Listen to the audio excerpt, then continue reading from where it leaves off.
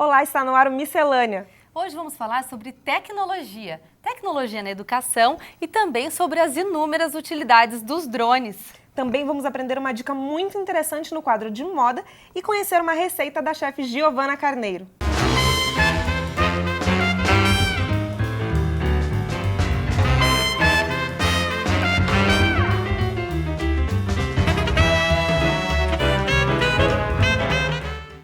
Se já é difícil lembrar o que comemos no café da manhã de ontem, imagina as lembranças de anos atrás.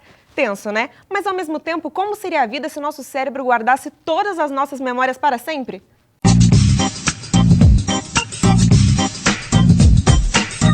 Bom, pesquisas indicam que o cérebro pode limpar as informações velhas no processo de formação de novas memórias. Esse processo de produzir novos neurônios é chamado de neurogênese. Em todos nós, isso acontece durante toda a vida. E em pessoas adultas, são produzidas cerca de 700 novas células no cérebro por dia. Há muito tempo, os psicólogos consideram que esquecer é fundamental para uma mente saudável, mas neurocientistas nunca tinham dado muita bola para isso. Se você aceita a ideia de que esquecer é saudável, faz sentido dizer que a neurogênese pode contribuir para limpar memórias antigas. Memórias e lembranças, simples assim. Muito legal, Rebeca. Bom, hoje já não é mais possível ignorar a tecnologia. E na sala de aula não é diferente, né? Os professores enfrentam o grande desafio de atrair a atenção dos alunos com a forte concorrência dos smartphones e tablets. Até que ponto os recursos tecnológicos são interessantes, quando que eles se tornam prejudiciais? É sobre esse assunto que vamos falar aqui com o professor Fernando Moreira, que é diretor da TV Univap e um grande especialista em novas tecnologias. Seja bem-vindo, professor. Obrigado. Professor, qual que é então o limite do uso da tecnologia na sala de aula? Bem, eu acho que não existe um limite, existe um acordo pedagógico. Né? Eu acho que principalmente um acordo entre professores e alunos. É muito a questão de quanto essa tecnologia pode ser utilizada para realmente melhorar ou qualificar o processo de ensino-aprendizagem. Ele colaborar com o processo de o que eu estou ensinando e o que os alunos estão aprendendo. Né? Então esse limite aí, às vezes, tem que ser acordado já desde o começo do período. Professor, na sua opinião, qual o maior recurso audiovisual que existe? O maior recurso que existe mesmo é o professor. O professor é o recurso audiovisual principal. Né? As técnicas, as tecnologias, elas são recursos que vão colaborar exatamente nesse processo. Melhorar o processo em que o aluno está aprendendo esse conteúdo e como o professor está colocando esse conteúdo. Como é que ele vai disponibilizar esse conteúdo para o aluno.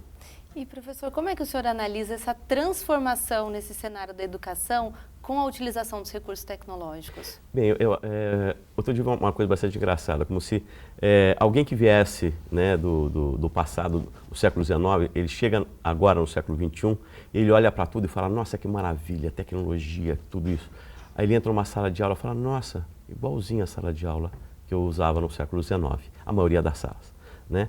Mas o que a gente vê é uma questão assim, na faixa mais jovem, né, principalmente essa nova geração, a millennials, a escola está se adaptando muito mais a elas. Claro que a gente tem que entender uma realidade que são as escolas que têm mais recursos.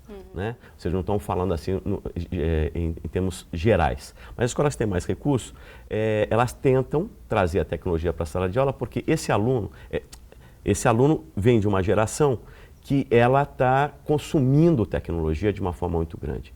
Então, se você não se adapta, não entra um pouco nesse mundo, você não atinge mais esse aluno. Ele não tem mais interesse nenhum. Né? O que é interessante a gente ver que isso vem das escolas que atendem os jovens, né, até uma certa idade. Quando você vai para a universidade, volta, na maioria das vezes, ao modelo tradicional. Né? Onde você tem o professor, mas apesar de a gente falar que hoje o professor é sempre mais orientador, né? Mas a parte colaborativa ela ainda é pouco utilizada na sala de aula no ensino superior. Apesar de você ver isso até no ensino médio, hoje telas interativas, um monte de coisa. E na universidade, até pela idade do corpo docente, com a troca desse corpo docente, você vai encontrar. Né? E, professor, a gente também vê assim, às vezes as escolas fazem um investimento, vamos colocar tablets nas salas, vamos colocar tela interativa, mas não sabem utilizar esses recursos. Então, isso também é um ponto, né? Você não precisa apenas adquirir tecnologia, você tem que se capacitar para utilizá-las da maneira correta, né? Essa é uma grande questão. E mesmo a gente fala, não é só a questão do professor. O professor, ele pode ter apoio, ele pode desenvolver, mas muitas vezes nós achamos, o jovem, por exemplo, ele tem uma facilidade com a tecnologia, mas a grande questão também no uso da tecnologia é que você tem que ter toda uma infraestrutura, você tem que ter um sistema preparado para isso. Não adianta simplesmente chegar e implantar essa tecnologia, o sistema todo tem que estar preparado.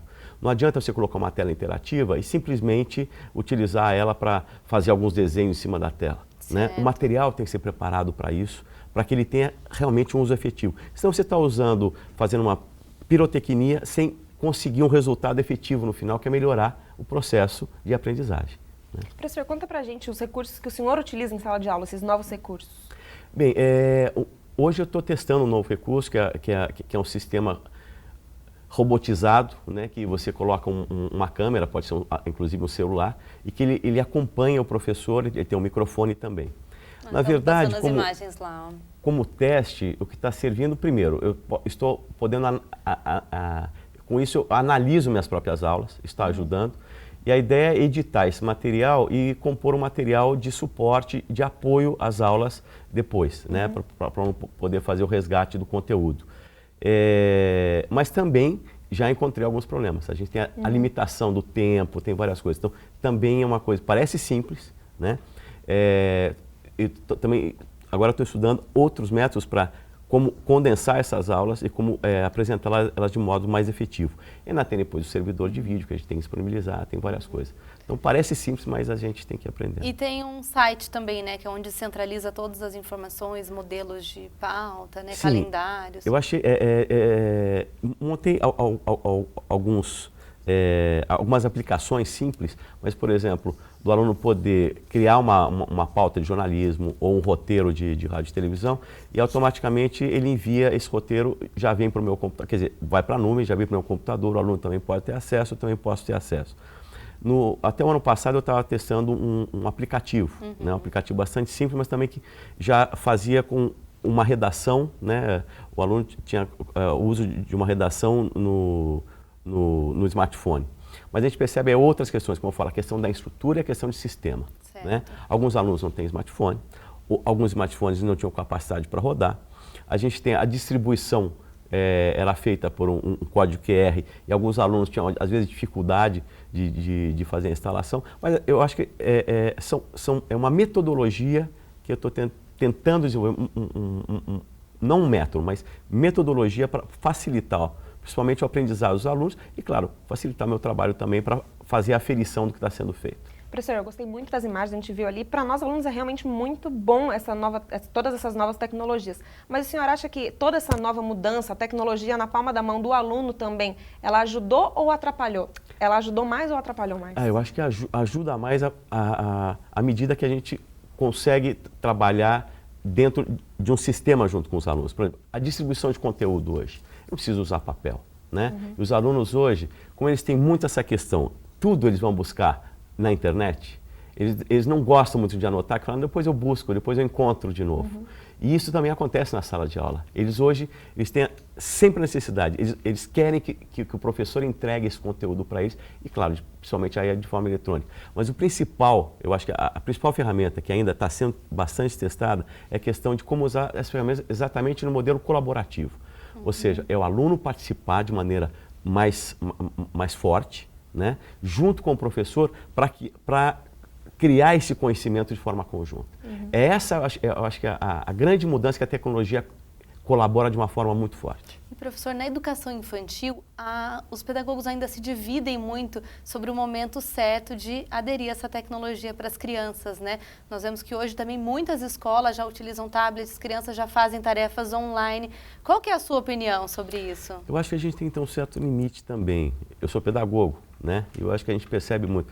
A questão da interação, a partir da hora que a criança ela começa a fazer muita coisa sozinha, ela está perdendo um momento muito importante que ela tem na sua evolução, que é exatamente a interação de grupo. né? E essa interação mediada por uma tecnologia, ela é totalmente diferente da interação face a face. A tecnologia com mediação, a partir de uma certa idade, eu acho que é perfeita, né? Mas nessa fase inicial é muito importante esse contexto de grupo, a criança aprender a partilhar, aprender a conviver, né? E a interação mediada por tecnologia não vai resolver isso. Então, cautela, né? Eu acho que um pouco de utilizar sim, mas com parcimônia. Tá certo. Professor, muito obrigada pela sua presença. Foi um prazer te receber aqui no Miscelânea. Eu que agradeço. Bom, nós vamos para um rápido intervalo e daqui a pouquinho tem uma conversa muito legal sobre drones. Não saia daí.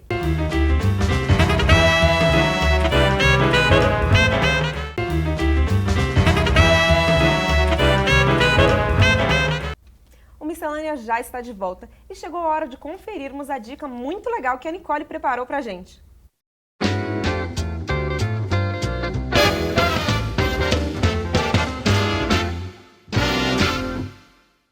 Olá, meu nome é Nicole Scarpel e eu sou estudante de Design de Moda da Univap. E o Dicas de Moda de hoje vai te ensinar 4 truques de beleza usando somente o gelo. Exatamente, a dica está na sua geladeira e pode ser utilizada para diversos benefícios da sua pele. Apareceu aquela espinha indesejada? Coloque um cubo de gelo dentro de uma sacola plástica e aplique gentilmente sobre a espinha por alguns minutos. Isso ajuda a amenizar a vermelhidão e também evita inflamar. O gelo pode ser um ótimo aliado para reduzir olheiras de uma noite mal dormida. Coloque enrolado em uma toalha e põe em cima dos olhos. Deixe descansar por alguns minutos e pronto. Os cubos de gelo podem ser ótimos substitutos do primer antes de passar a sua maquiagem, em especial nas áreas de zona T, pois a baixa temperatura resulta no fechamento dos poros. Aplique o gelo diretamente na pele, massageando toda a região desejada. E o resultado é de uma maquiagem muito mais duradoura. Uma outra utilidade do gelo é para pequenos cortes que você sofre durante a depilação com gilete, por exemplo, que incomodam bastante. Limpe o corte com água e depois pressione o gelo por 1 ou 2 minutos. Isso reduz o sangramento, pois diminui os vasinhos de sangue. E essas foram as dicas de hoje. Espero que tenham gostado. Fiquem ligados na programação da TV Univap para mais informações. Até a próxima!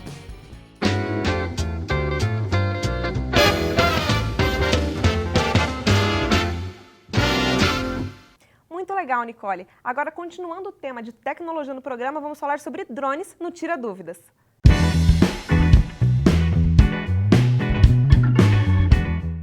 As primeiras experiências com aeronaves não tripuladas aconteceram na década de 60 através da Marinha nos Estados Unidos.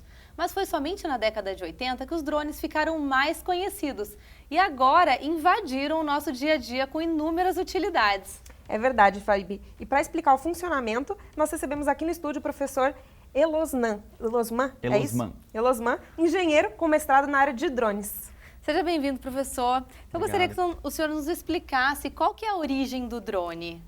Esse termo drone, para a gente começar, é um termo que se popularizou e a mídia gostou de publicar drone. Mas o que a gente vê, basicamente, são aeronaves remotamente pilotadas, também conhecida como VANTs, tá? Que são veículos aéreos não tripulados. Então, esse termo drone ele ficou um termo generalista, que eu trabalho o quê? Quando eu falo drone, eu posso estar falando de uma aeronave aérea, eu posso estar falando de um veículo terrestre. Então, para a gente, digamos assim, melhorar a discussão, o drone é aquele nome que ficou na mídia e o termo, digamos assim, correto que a gente teria que utilizar são veículos aéreos não tripulados. E hoje em dia, qual a utilização mais comum? Eu acho que hoje em dia a utilização mais comum desses veículos são para captura de imagens, tá? Foi o que popularizou e o que deu assim esse boom que a gente consegue ver hoje. Mas eu acho que a tecnologia do drones, cada ano que se passa, ainda tem muito para se evoluir, tá? E por isso é um dos motivos de a gente ter um laboratório que trata esse assunto aqui na instituição. Muito legal, professor. E falando assim nessa parte da inovação, qual que é hoje a maneira mais inovadora de utilidade do drone? No quesito de inovação, a gente tem que separar em 2 grandes áreas, né? Como você falou, a tecnologia dos drones, ela começou no meio militar. Então, a gente tem tecnologias de inovação militar de uso restrito e a gente tem tecnologias de uso de drones para uso civil, tá? Para uso civil, a gente pode, assim, está sendo usado bastante é na agricultura, para fazer monitoramento de plantações, identificação de pragas, e essas aeronaves ajudam muito porque com o drone eu consigo ter uma visão panorâmica de toda a minha plantação. Então isso agiliza, eu acho que essas são uma das aplicações de inovação. Uma outra aplicação de inovação é utilizar drones em ambientes internos, que é um dos pontos de estudo que a gente tem no laboratório. E está tendo um avanço também do uso desses aparelhos em relação à segurança também, não está? A segurança que você fala... Segurança, monitoramento. A monitoramento, sim. As aeronaves estão ficando cada vez mais inteligentes e em vez de eu ter um helicóptero sobrevoando, em vez de eu ter pessoas sendo expostas a situações de risco, eu tenho o quê? Eu coloco uma aeronave não tripulada, que ela vai funcionar autônoma, ela vai para essa região de risco, monitora e traz as informações de inteligência, com as imagens aéreas de tudo que está passando lá em solo. O que é necessário para pilotar um drone desse? Pilotar é o termo correto? Pilotar seria o termo correto, mas assim, depende muito da inteligência que sua aeronave tem. Uhum. A gente tem veículos no laboratório que já voam, já fazem missões totalmente autônomas. O que é que isso significa? O piloto em si tem que executar apertar um único botão. Essa aeronave ela vai decolar sozinha, fazer a sua missão e retornar e fazer o pouso sozinha também. Então, nesse caso, o que você precisa? Apertar o botão. Tá?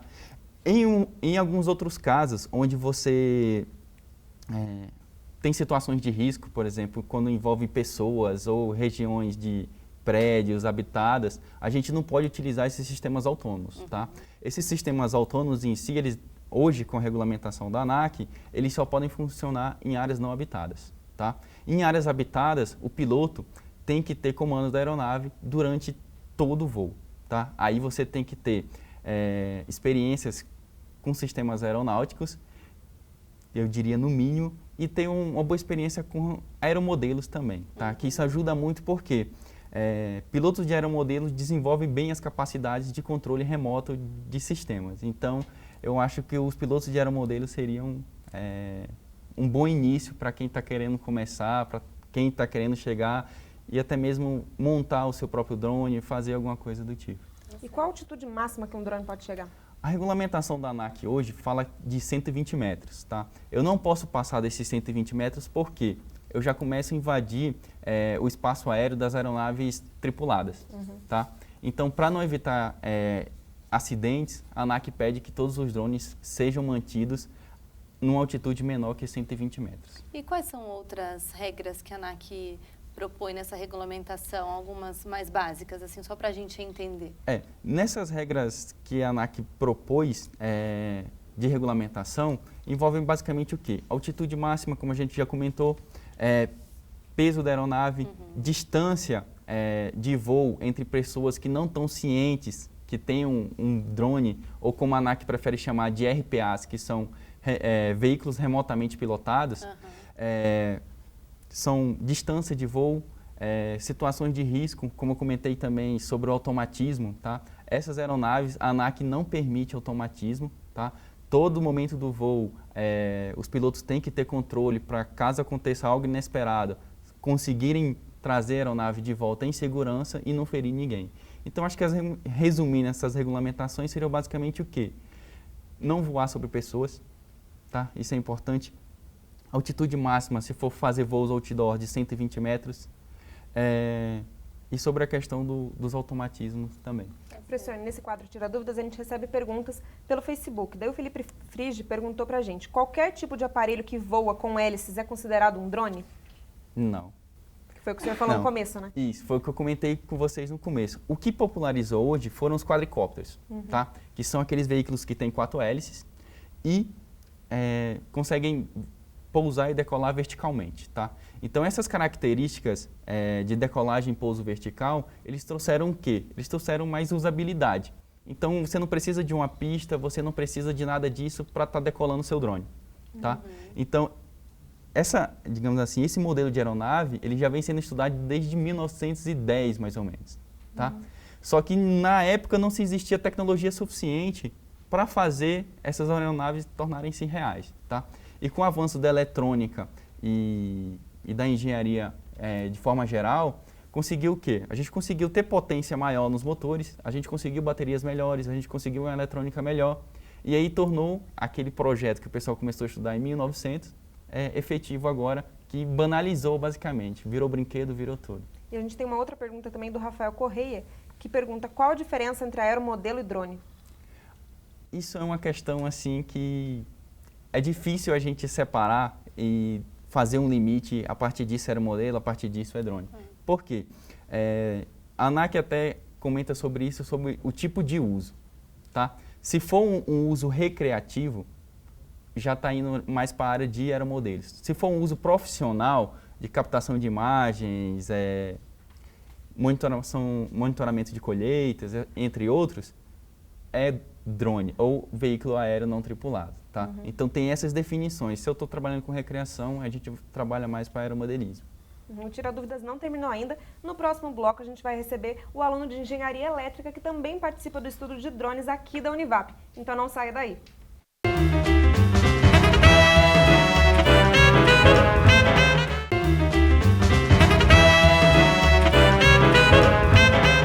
Olá, já estamos de volta com o Miscelânea e hoje o nosso assunto aqui é tecnologia. Já já vamos continuar nossa entrevista sobre os drones, mas agora é a hora do momento gastronômico do nosso programa.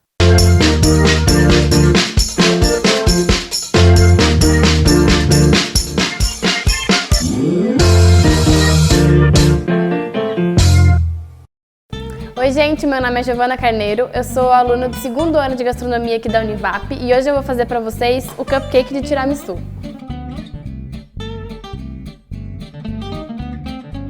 Para a massa você vai precisar de 100 gramas de farinha, 100 gramas de açúcar, 100 gramas de manteiga em temperatura ambiente, 1/4 de colher de café de sal,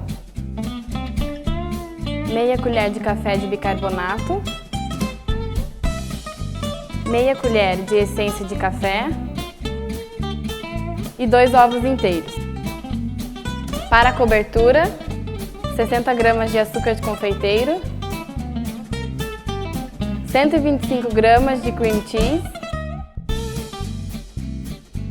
uma clara,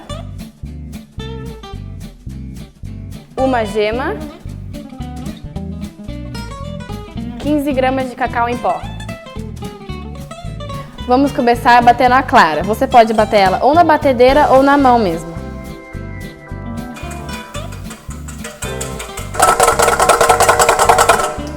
Bata a clara até ela ficar em ponto de neve e reserve. Agora a gente vai misturar o açúcar de confeiteiro com a gema.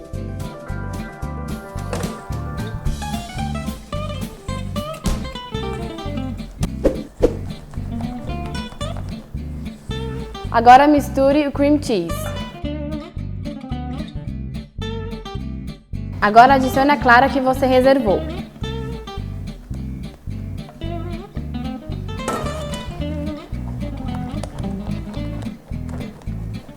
Assim finalizamos a cobertura e você pode reservar na geladeira até que os bolinhos fiquem prontos. Para começar a massa, a gente vai misturar a manteiga com o açúcar.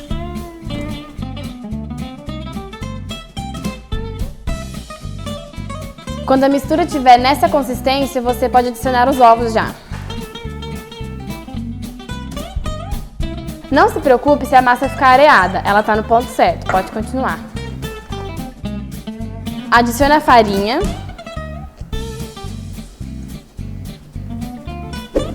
O sal, o bicarbonato e a essência de café. Com a massa pronta, preencha 2/3 das forminhas de papel.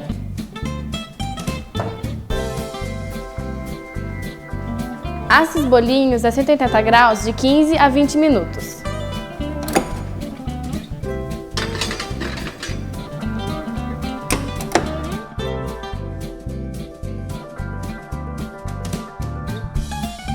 Com o bolinho pronto, coloque a cobertura. E polvilhe o cacau por cima. Espero que você tenha gostado da receita de hoje e bom apetite!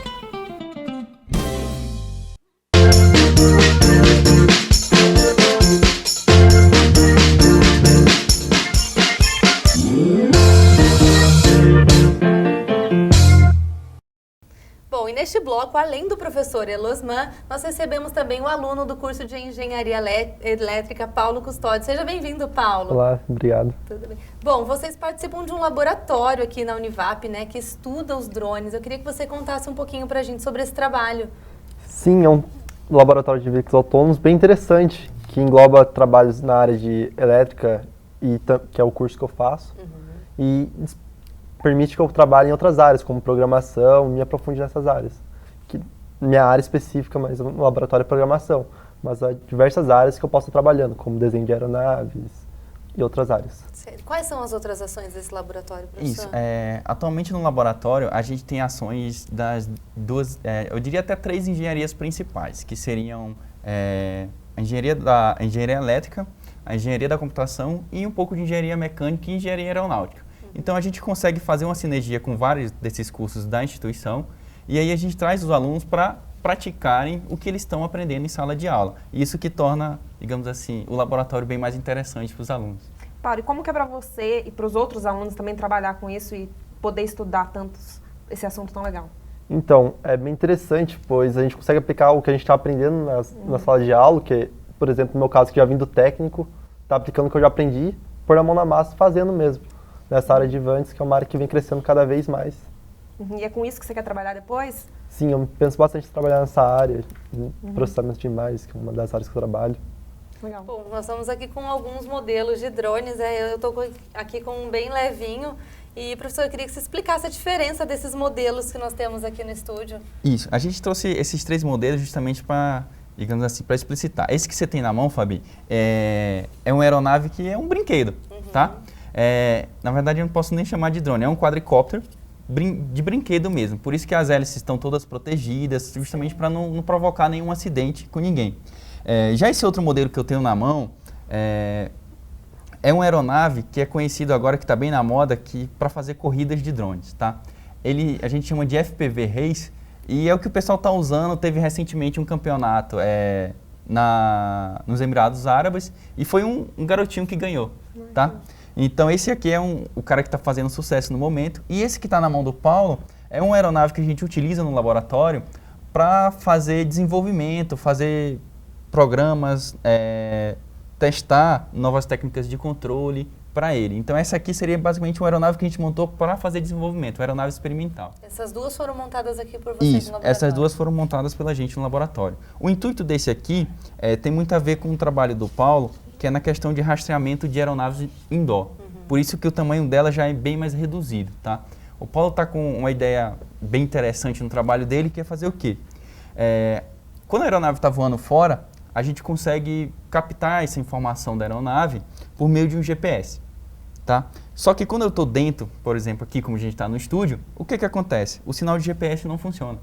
E aí a gente tem que desenvolver outras técnicas para que a aeronave consiga se posicionar aqui dentro desse ambiente. E esse é um dos trabalhos do Paulo. E qual que é a diferença desses modelos para os modelos que estão sendo utilizados na captação de imagens? A gente vê muito também nos drones agora nos casamentos, veículos autônomos, né? Me desculpe. Os casamentos também, né? Isso. A diferença, basicamente, é que esses veículos, eles carregam uma câmera com uma qualidade de vídeo melhor, eles conseguem fazer transmissões de vídeo ao vivo, que essas aeronaves atualmente aqui não têm essa capacidade. Por exemplo, esse FPV Race, ele tem um transmissor de vídeo aqui, mas a qualidade da imagem que é transmitida não chega perto desses outros equipamentos que são específicos para a captação de imagens.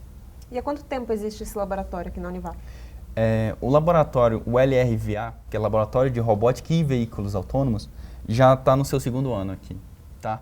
A gente começou ano passado, o Paulo foi uma das pessoas que começou junto com a gente, tá? Então ele já vai fazer o 2º ano de laboratório, é bolsista do PIBIC também, então assim, profissionalmente é um dos alunos que está crescendo junto com o laboratório, e eu acho que isso que seria importante. E você está em que ano do curso? Estou no 3º período, 2º ano da graduação. O que te motivou, o que te fez se interessar por esse assunto, Paulo? Desde que eu saí do colégio técnico e vim para a faculdade, eu conheci essa área e me interessei bastante. E um dos professores, o professor Alessandro, deu a oportunidade de a gente estar ingressando no laboratório e trabalhando nessa área.